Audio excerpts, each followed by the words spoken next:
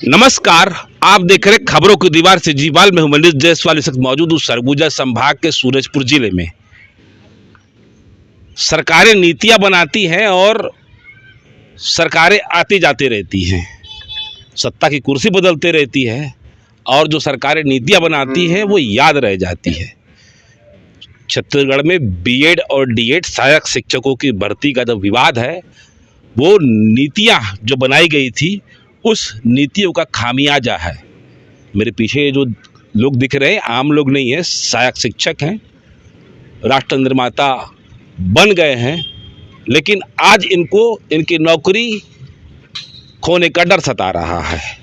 हाल ही में supreme court में एक फैसला हुआ बीएड और डीएड को लेकर, जिसमें देवेश शर्मा बनाम संघ के मामले को आधार बनाते हुए सुप्रीम कोर्ट ने यह तय किया कि बीएड के लिए सहायक शिक्षक पात्र नहीं है और डीएड के लिए ही सहायक शिक्षक पात्र है। मतलब डीएड किया हुआ शिक्षक, डीएड किया हुआ अभ्यर्थी सहायक शिक्षक के लिए पात्र है।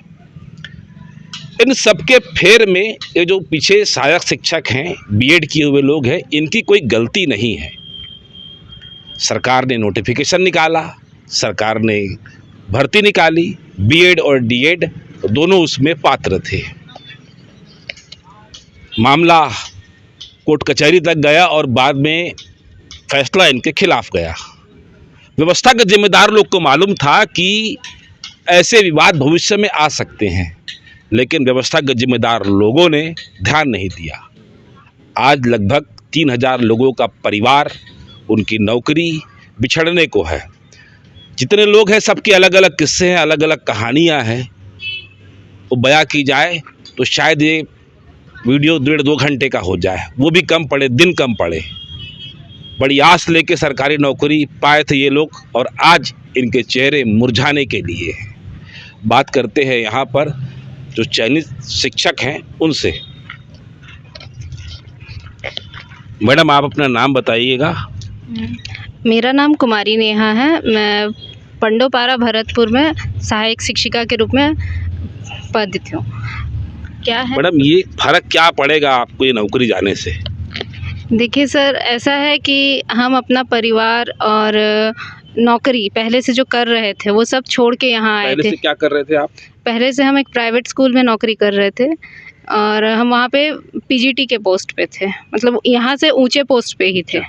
लेकिन आज के डेट में प्राइवेट स्कूल में भी नौकरी मिलना आसान नहीं है और जितना सैलरी रहता है ना प्राइवेट का, वो भी पता है सबको कि मतलब कि अच्छी सैलरी में नौकरी मिलना आसान नहीं है। अब 1 साल से हम यहाँ पे नौकरी कर रहे हैं, हम सोचे कि हमें न्याय मिलेगा। एक सरकार है जो माननीय केंद्र सरकार ने एक नियम बनाया कि हम एलिजिबल हैं, उसके बाद हम बीएड करते हैं, क्योंकि हमको पता है कि भाई हम प्राथमिक शिक्षिका के रूप में हम ज़्यादा अच्छा काम कर सकते हैं करके हमने वहाँ पे काम किए, ये बीएड किया और उसमें परीक्षा भी दिया।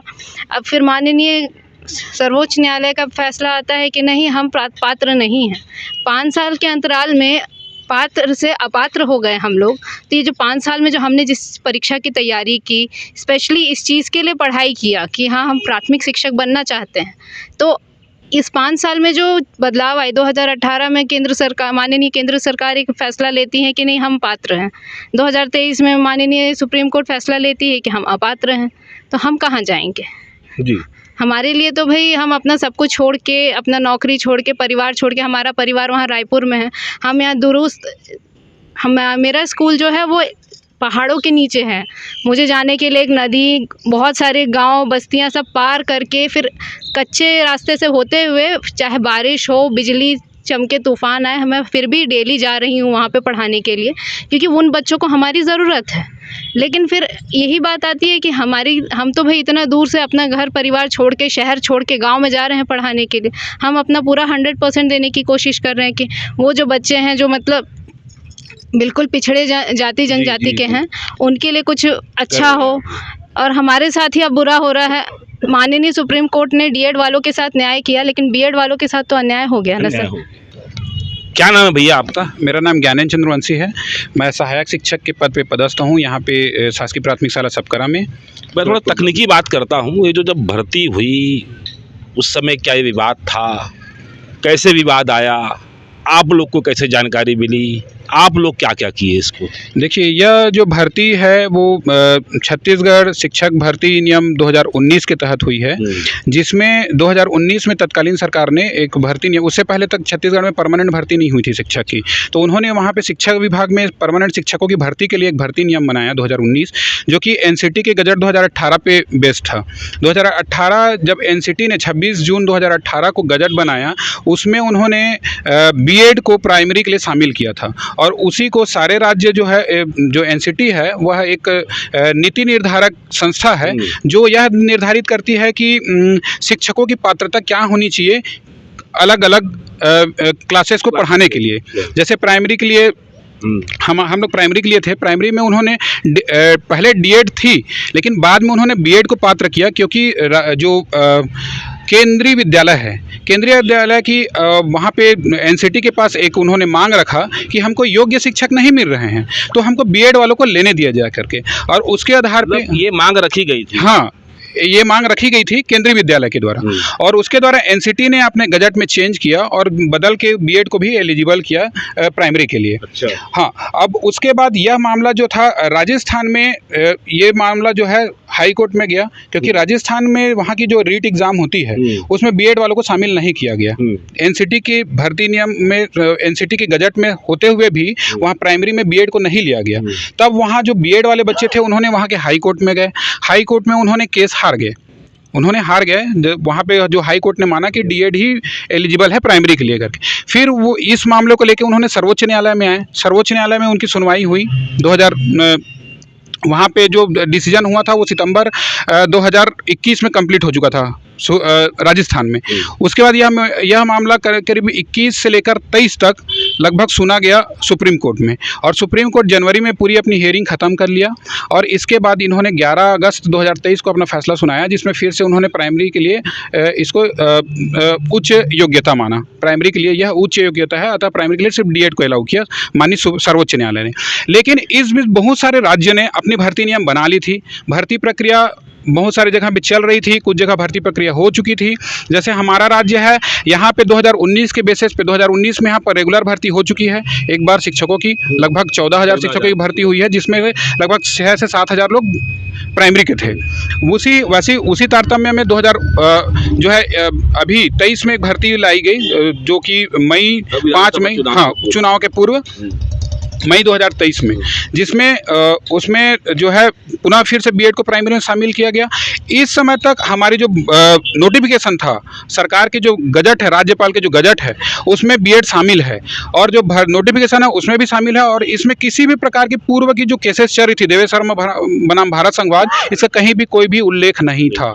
जब तक कि हमारा रिजल्ट आ जाता है तब तक, है ना, रिजल्ट आने के बाद 11 अगस्त 2023 के बाद उसको जब डीएड वाले उसमें केस लगाते हैं माननीय उच्च न्यायालय में, तब भी उसमें उसमें नहीं था, तब जाके हमको सबको पता चलता है कि ऐसा कोई केस है। जब 11 अगस्त की जब केस, मतलब उससे पहले आप लोग को भी नहीं मालूम था कि ऐसा विवाद होगा? 11 अगस्त से 23 तक पहले तक ज़्यादातर लोगों को पता नहीं था। इसमें से एक आध दो लोग रहे होंगे जो उस केस से जुड़े रहे होंगे, पहले उनको पता होगा, लेकिन ज़्यादातर जो अभ्यर्थी थे उनको ये पता नहीं था कि हमारी भर्ती में कुछ इस प्रकार की अड़चनें आने वाली है करके।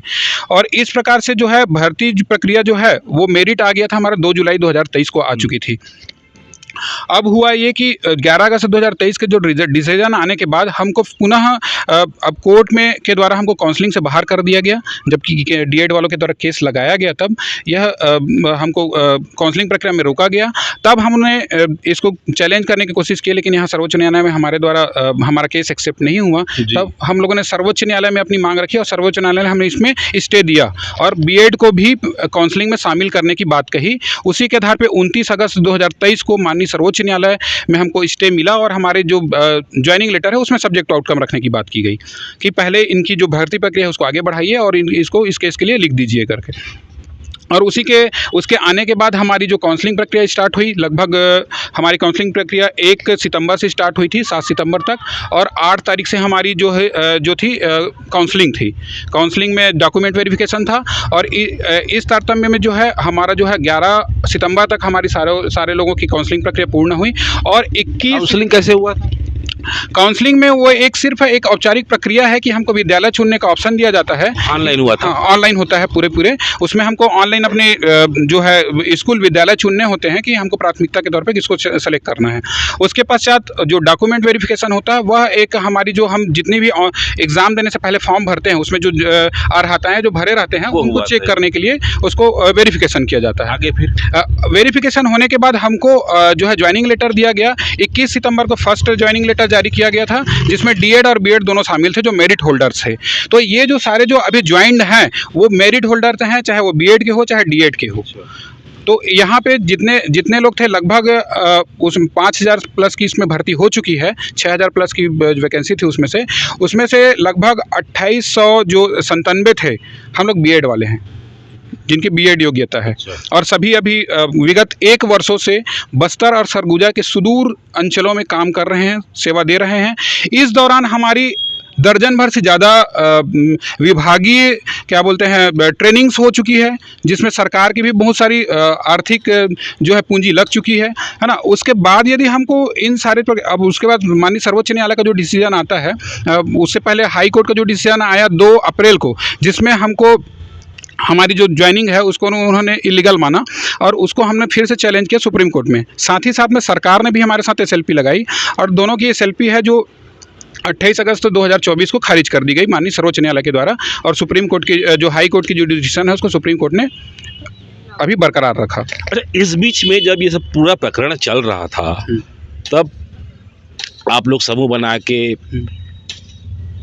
स्कूल शिक्षा विभाग के अधिकारियों के पास जाते थे चुनाव के पूर्व, चुनाव के बाद फिर शिक्षा मंत्री और मंत्री, उन लोगों का क्या जवाब रहता था? देखिए, जब हाई कोर्ट में जब 11 अगस्त के बाद जब केस लगा और हाई कोर्ट में जब अल्ट्रा वायरस केस लगाया गया था डीएड के द्वारा, तब वहाँ पे हमको उसमें रिस्पोंडेंट नहीं बनाया गया था। विद्यार्थी नहीं थे, सरकार थी रिस्पोंडेंट। सरकार ने वहाँ उस समय जो सरकारी वकीलों ने उन्होंने ये बोल दिया कि चयन प्रक्रिया पूरी नहीं हुई है और जिस वजह से सर्वोच्च न्यायालय ने हमको काउंसलिंग से बाहर किया था, जबकि वहाँ पे मेरिट आ चुकी थी। उनको क्लियर किया जाना चाहिए था कि मेरिट सूची जारी हो चुकी है जिसमें हम छेड़छाड़ नहीं कर सकते अब इस प्रकार से। उसके मतलब एक प्रकार से विवाद देखते हुए ये लोग आप लोग को ऐसे हटा के ऐसे कर दिया। अब आप अपनी परिस्थिति जानो भाई, हम तो मामला कोर्ट में आए। हाँ, उसके बाद उस समय तत्कालीन सरकार और अधिकारियों ने भी बोला कि आप मतलब आप कोर्ट से ऑर्डर लाइए, हम आपको ज्वाइनिंग दे देंगे। और इसी तारतम्य में हमने सुप्रीम कोर्ट गए और वहाँ से स्टे ऑर्डर लेके आए और हमारी ज्वाइनिंग हुई।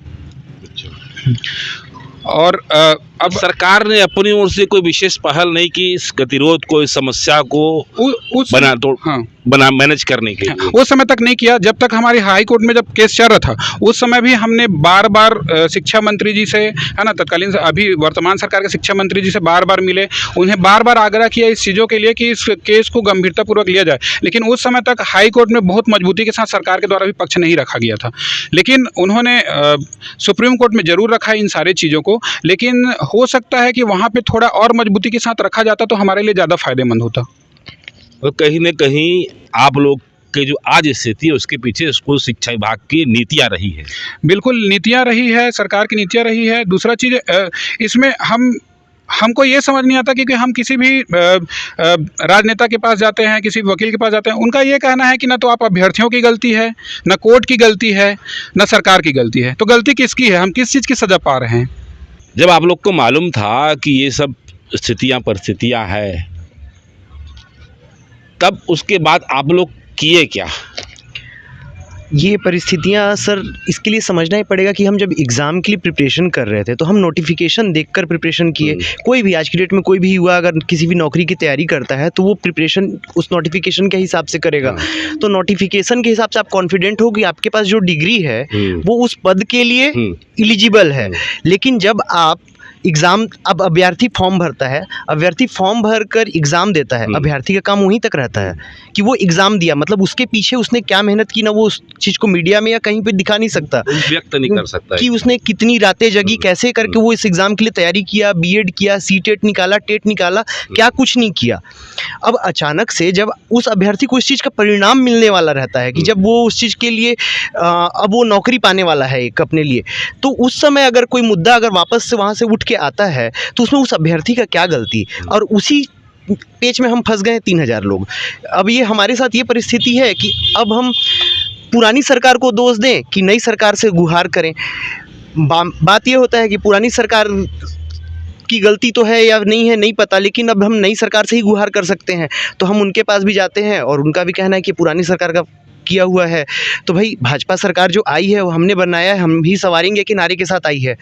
तो हम चाहते हैं कि जो भी गलतियां हो गई हैं, है ना, जो भी गलतियां हो गई हैं उस चीज़ को सुधार के हम नहीं बोल रहे कि इसमें डीएड का हक होना चाहिए, बीएड का हक होना चाहिए, लेकिन एक मानवता भी एक इसमें एक हिस्सा है कि 3000 लोग जो अब इस नौकरी पे आश्रित हो गए हैं, और केवल 3000 लोग नहीं, उस 3000 लोगों के पीछे उनका परिवार। और सबसे बड़ी बात ना सर कि वो लोग जो 3000 लोग थे वो ऐसे नहीं थे कि वो बेरोजगार थे और उनको 1 साल के लिए आप नौकरी दे दो हो गया, वो अपनी पुरानी नौकरियां छोड़ कर आए हैं। सबसे बड़ी दिक्कत की बात यह है कि अपना वो रोजगार का साधन छोड़ कर आए हैं कि ये सरकारी नौकरी है, इसमें हमको और स्टेबिलिटी मिलेगी, हम मजबूत होंगे आर्थिक और सामाजिक तौर पे। लेकिन आज हमारे लिए गले का फांस बन गया है। मतलब आप सोचिए कि सामाजिक तौर पे हमारी कितनी प्रतिष्ठा धूमिल हो रही है कि कल की डेट में अगर हमको सरकार निकाल देती है, सुप्रीम कोर्ट के न्याय जो बात आया है उसके हिसाब से हमें निकाल देती है, तो हम कितने लोगों को ये बताते फिरेंगे कि इसमें हमारा कोई गलती नहीं था। दुनिया इसको अपने नज़रिए से ही देखेगी, है ना। तो इससे हमारी जो प्रतिष्ठा सामाजिक रूप से खराब होगी, उसका कौन जिम्मेदार होगा। अच्छा, एक सवाल पूछना चाहता हूँ कि इस बीच में यहाँ किसी का शादी हुआ है क्या? यहाँ पे तो अभी किसी का नहीं, अभी किसी का नहीं हुआ, मतलब इस 8-9 महीने के बीच में नौकरी लगने के बाद। क्या नाम है सर आपका? मेरा नाम सतीश कुमार है। ये जब जॉब में आप आए तो शादी लग गया था जॉब देख के आपका? यस सर, शादी तो लग गया था, लेकिन क्या है कि अब इस जॉब पे मैं और मेरा पूरा परिवार आश्रित है, और मेरी पत्नी वो बीमार ही रहती है जनरली। लेकिन अब जॉब चला जाएगा तो मैं कैसे अपना घर का परिवार का पालन पोषण कैसे करूँगा सर? यार परिवार में कौन कौन है? मम्मी पापा हैं, एक पत्नी है, एक भाई है सर। तो बैकग्राउंड कैसा है? और सर बैकग्राउंड ऐसा है कि पैसे जैसे तैसे चल जाता था सर। मैं प्राइवेट स्कूल में पढ़ाकर अपना आजीविका चला लेता था, लेकिन अब इस नौकरी में आने की वजह से अब सारे लोग इसी पर आश्रित हो चुके हैं। क्या नाम है सर आपका? दिवाकर जायसवाल। क्या बैकग्राउंड है जायसवाल जी आपका? इस नौकरी के आने के पहले क्या उम्मीद लेके आए थे और आज कैसा लग रहा है आपको? सर इस नौकरी में आने से पहले मैं एक private institute oriental public school में पीजीटी की पोस्ट पे था, और वहाँ भी मेरी सैलरी ठीक ठाक ही थी। अब अभी जैसे गवर्नमेंट जॉब निकला तो गवर्नमेंट जॉब में हमने अप्लाई किया, उसमें हो गया। अब हो गया, और जब आपका रिजल्ट आ चुका है, आप मेरिट लिस्ट में आ चुके हो, तब अचानक से उधर से आता है कोई डीएड वर्सेस बीएड विवाद है, ठीक है। अब उधर विवाद आ रहा है और उधर हमारा रैंक बन चुका है, तो हमको तो ये लगेगा ठीक है अभी फैसला आया है, तो उसके बाद ही वाले का जो नोटिफिकेशन होगा उसको चले वो मतलब उसमें इनएलिजिबल होंगे। अब उस वक्त हमको इतना कोर्ट कचहरी नहीं पता था। हमने सोचा कि ठीक है अब अगर सरकार ज्वाइनिंग दे रही है, अब सरकार ज्वाइनिंग दे रही है तो मतलब कि हम तो अपने साथ से आश्वस्त हैं। तो मैंने अपने प्राइवेट नौकरी को छोड़ के मैं इस नौकरी को ज्वाइन कर लिया। सरकारी नौकरी तो कोई भी रिस्क नहीं लेना चाहेगा, बस इस स्टेटमेंट के बेस पे कि आपकी नियुक्ति जो है उच्च न्यायालय के फैसले पर रहेगी, ये स्टेटमेंट लिखा हुआ था। अब ये सोच के कि भाई ये उच्च न्यायालय के फैसले पर रहेगी, मैं इस जॉब को नहीं ज्वाइन करूँ तो फेयर नहीं होगा। कल को अगर ऐसा हो गया कि हमारे फेवर में ये फैसला आ जाता तो मेरी तो लगी लगाई सरकारी नौकरी छूट जाती। तो मैंने ये सोच के ज्वाइन कर लिया, और वैसे भी उस समय की स्थिति को देखते हुए ऐसा लग रहा था कि ये हम लोग कुछ गलत नहीं हो रहा है, हम लोग जो कर रहे हैं वो फैसला हमारी फेवर में आया। क्योंकि 11 अगस्त को जो फैसला आया था उसमें सुप्रीम कोर्ट ने बोला था बीएड आशा थी, मतलब आप नहीं बीएड, उसने बस ये बोला था बीएड नॉट अलाउड, ऐसा कुछ नहीं बोला था किसके बाद के नॉट अलाउड किसके पहले के नॉट अलाउड, बस बीएड नॉट अलाउड। तो हमको तो यही लगेगा ना कि भाई इसके बाद जो भी नोटिफिकेशन होगा उसमें बीएड नॉट अलाउड, ठीक है। अब उसके बाद फिर ये डीएड वाले जो कोर्ट कचहरी का खेल खेलते हैं, अब चूंकि वो लोग पहले से खेल रहे थे, हमको तो पता था नहीं, तो ऑब्वियसली शुरुआत में तो हमको समझने में टाइम लगा। और ऊपर से जॉब लग रही है तो एक जगह से दूसरी जगह शिफ्ट हो रहे हैं, सेटल हो रहे हैं, तो उसमें भी थोड़ा सा आदमी अनबैलेंस रहता, कहाँ इस समय ध्यान दे पाएगा।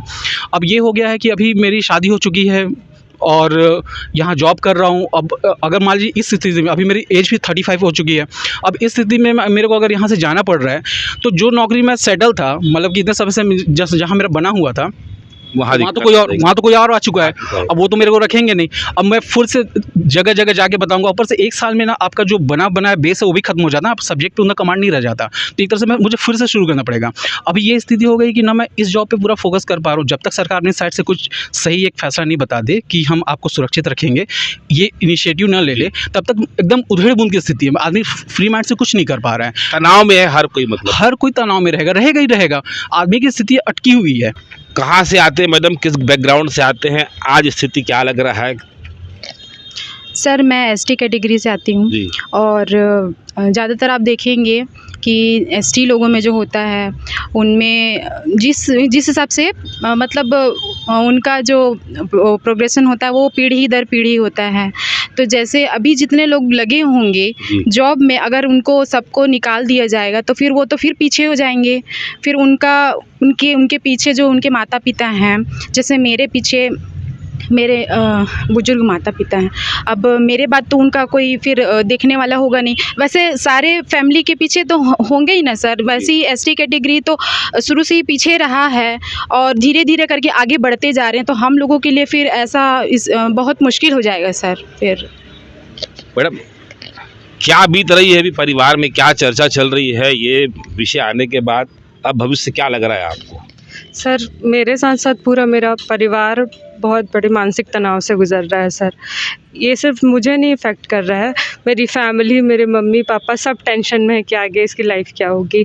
एज बढ़ती जा रही है सर, आप जानते हैं लड़कियों के ऊपर प्रेशर भी बढ़ता जाता है। एक उम्र के बाद आपको शादी करनी है, ये देखना है, वो देखना है। ऊपर से इतने दूर आए हैं सर हम, मेरा घर कवर्धा में है सर। कहाँ से आए हो? कवर्धा से सर। कवर्धा कबीरधाम जिले से सर। वहाँ से यहाँ आना, यहाँ से आना जाना, बहुत सारी चीज़ें, शिफ्टिंग में प्रॉब्लम। जॉब मेरी थी कॉन्ट्रैक्चुअल, मैं अभी लेक्चरर के पोस्ट पे थी सर आत्मानंद में, वो छोड़ के आई हूँ। तो उसके लिए भी टेंशन है सर, वो वापस मिलेगी नहीं। आने वाले टाइम में आत्मानंद का भी फ्यूचर कुछ दिख नहीं रहा सर। तो हम क्या करेंगे इसके लिए? तो मुझे तो एक टाइम पे ऐसा लग रहा था कि नहीं अब इसके बाद कुछ हो नहीं पाएगा, बट हाँ सरकार के ऊपर भरोसा है, न्याय देगी। उम्मीद की किरण है, कहीं कहीं न्याय देगी। अब बीएड डीएड विवाद तो सबके सामने आ गया है। मैं बिलासपुर में जो बीएड डीएड किए हुए लोग हैं उनको भी कवरेज किया था जी सर।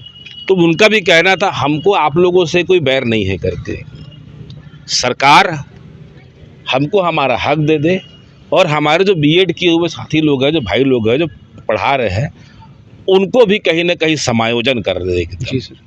आप क्या कहना चाहते हो इस विषय पर? जी सर, मैं वही बताना चाहूँगा और मैं थोड़ा सा जोर देना चाहूँगा इस बात पे कि सर अभी फ़िलहाल के सिचुएशन को देखा जा रहा है, इसके प्री कंडीशन को नहीं देखा जा रहा है।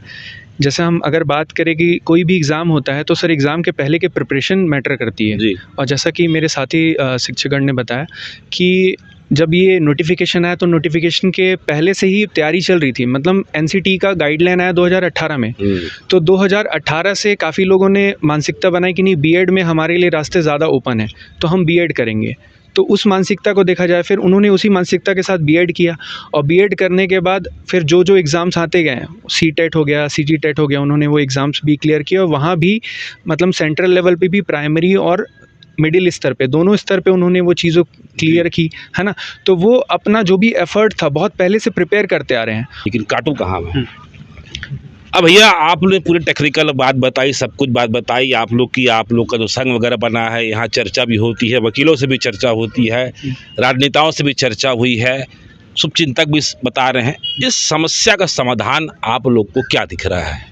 सर हमें जो समस्या का समाधान जो हमें नज़र आ रहा है, देखिए सरकार के पास असीमित शक्तियां हैं लोकतंत्र में, और सरकार उन असीम शक्तियों को उपयोग करते हुए हम योग्य हैं, हमारे पास स्किल्ड है, हम सारे के सारे स्किल्ड हैं, सभी योग्य हैं, सब पर्याप्त पढ़े लिखे लोग हैं, है ना जी। इस चीज़ को सुप्रीम कोर्ट भी मान रहा है। तो उसके आधार पे हमारी जो योग्यता है उसके आधार पे हमें कहीं भी समायोजित कर दे, हमारी नौकरी सेवा सुरक्षित रखा जाए। क्या विकल्प होना चाहिए? बहुत सारे विकल्प हैं, हमारे विभाग में बहुत सारे विकल्प हैं। इन विकल्पों पे सरकार ज़्यादा अच्छे से हमसे बेहतर ज़्यादा जानती है सरकार, क्योंकि उनके पास इतने टेक्निकल लोग हैं, इतने एक्सपर्ट लोग हैं इस फील्ड में काम करने वाले, और उनकी जो इतनी दिनों की जो व्यवस्था है वो ज़्यादा अच्छा समझते हैं कि हमको कहाँ पर रखा जाना चाहिए। आपको क्या विकल्प लग रहा है सर कि जब ये जो परिवार बिखर रहे हैं, बिछड़ रहे हैं, टूट रहे हैं, मानसिक प्रताड़ना के दौर से गुजर रहे हैं, इनके लिए सरकार को क्या निर्णय लेना चाहिए? सर बात विकल्प की नहीं है, बात है मनसा की कि आप करना चाहते हो या नहीं। अब देखो सर, विकल्प तो ये भी हो सकता है कि हमको 2 साल के लिए किसी गवर्नमेंट कॉलेज में हमारा टाई अप करा दे और हमको बोल दे 2 साल डीएड कर लो, देन आफ्टर आप डीएड करके आके वापस स्कूल ज्वाइन कर लो। ये करा सकती है गवर्नमेंट, अगर कुछ अलग नहीं करना चाहते तो ब्रिज कोर्स करा सकते थे। ब्रिज कोर्स का सर ऑप्शन नहीं है अब हमारे पास। हाँ, सुप्रीम कोर्ट ने केवल 11 अगस्त से पहले वालों की ज्वाइनिंग वालों के लिए ही ब्रिज कोर्स रखा है। तो सरकार हमें एक फ्रेशर की तरह बीएड, जैसे मान लीजिए पहले जो नियुक्त हुए थे पहले 2011-12 में, तो उनके पास ना बीएड होते थे ना डीएड, सबको सरकार ने बीएड डीएड सब कुछ कराया है।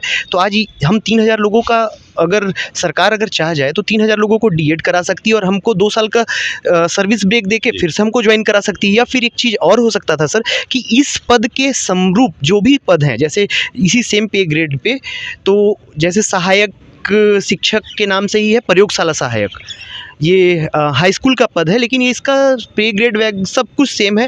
और हमारे छत्तीसगढ़ में इतने पोस्ट खाली भी हैं कि इसमें हमारा इजीली समावेशन किया जा सकता है।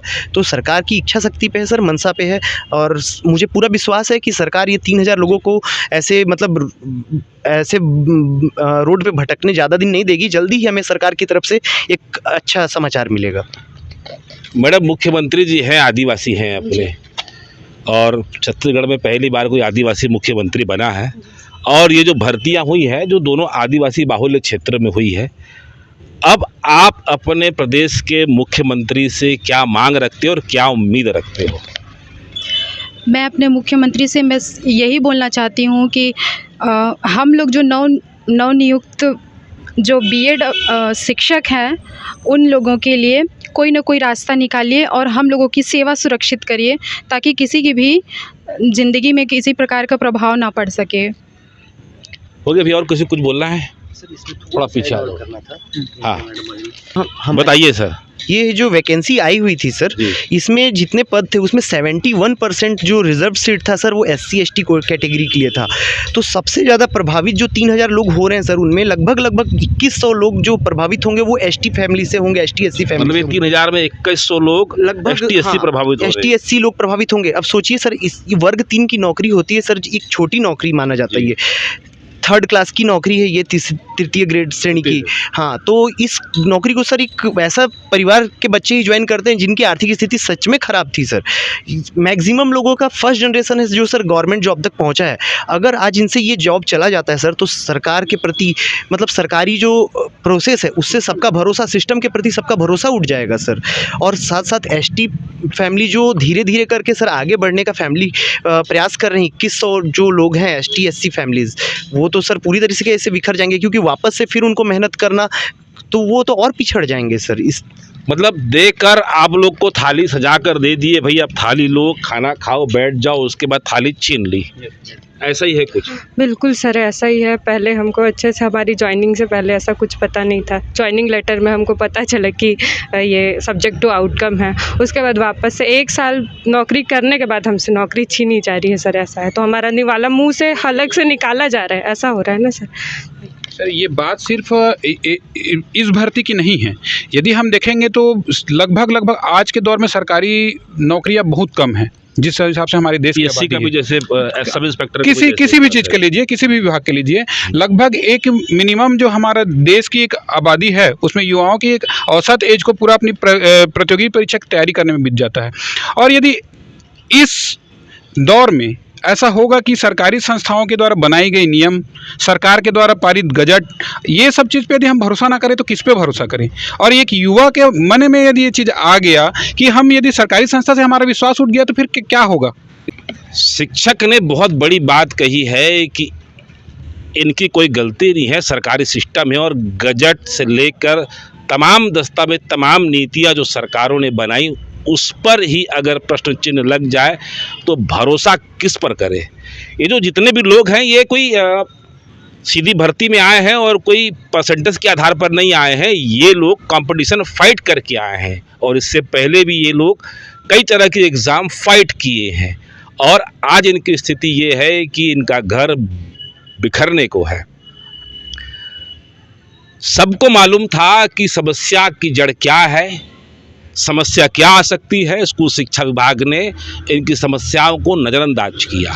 ये लोग जब समस्या आई तब बताते रहे कि ऐसी स्थिति है, तब भी स्कूल शिक्षा विभाग ने कोई कड़ा निर्णय नीतिगत नहीं लिया कि फैसले के बाद शायद इनको भर्ती दी जाए या इनको पदस्थापना दी जाए। अगर ये स्थिति रहती तो आज जो इनके चेहरे हैं और आज जो इनकी परिस्थितियाँ, शायद ये नहीं होती। किसी को देना और उसके बाद छीन लेना, इससे बड़ा तकलीफदायक पल उस पाने वाले के साथ नहीं हो सकता, जो ऐसा यहाँ पर हुआ है। बातें बहुत सी हैं, कारवां हम फिर किसी और शहर में देखेंगे इनकी मांगों को लेकर। लेकिन अब इनसे बात करने के बाद और अब तक का जैसा स्कूल शिक्षा विभाग का ट्रेंड रहा है, संभावनाएं अभी भी बनी हुई है।